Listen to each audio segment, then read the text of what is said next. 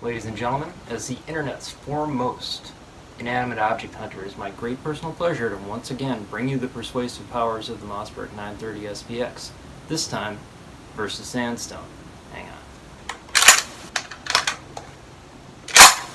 Nice. Alright, we're going to discuss stalking, driving, habitat identification, setting up blinds, and target identification, because we don't want you trying to register an igneous or a metamorphic out of season at the gas station and getting in trouble with the man. So buckle up. This is going to be a lot to take in a very short period of time. Now I'm going to eject the shell for dramatic effect. Ready? That's the stuff.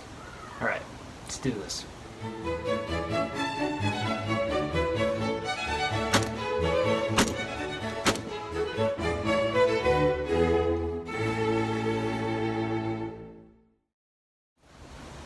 Astute viewers may have noticed that in the past I've used 380 ACP,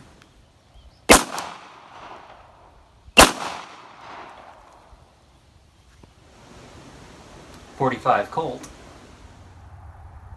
there you go, and even 22 long rifle in the dispatch of Sandstone.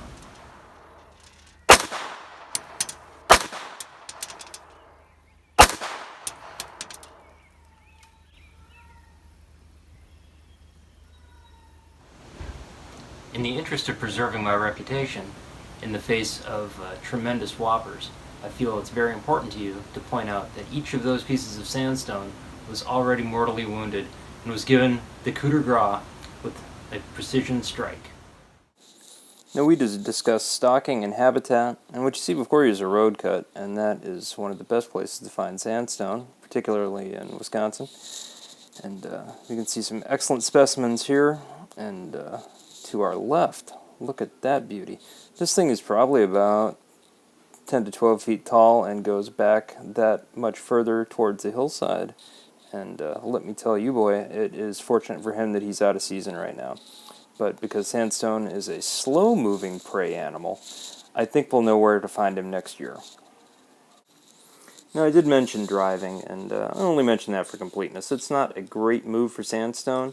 Now, for your more glacially swift rocks, like your igneous that get moved by your ice ages and possibly volcanoes, that's a more valid tactic. But for sandstone, not so much. Now, for those of you who insist on setting up a blind for sandstone hunting, moving body of water is probably your best bet. And this is for those of you with more time than money. And if you play your cards right, ooh, look, a beaver. By early afternoon, possibly late morning the next day, you're going to have all the sandstone you could want. Something like this, thanks to the powers of erosion. To reward your patience for sticking through the charade, we're going to use some double-aught buck to shoot an apple on some sandstone before we get into target identification.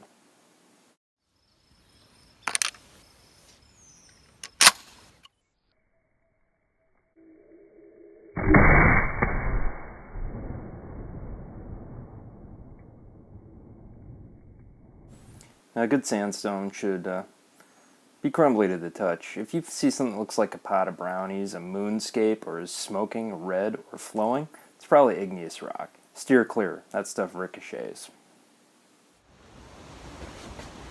Alright, everybody. You've all been very patient, and I conducted my fieldcraft correctly, as you knew I would, and was able to give an entire magazine's worth of shells to a splendid specimen of sandstone that I found.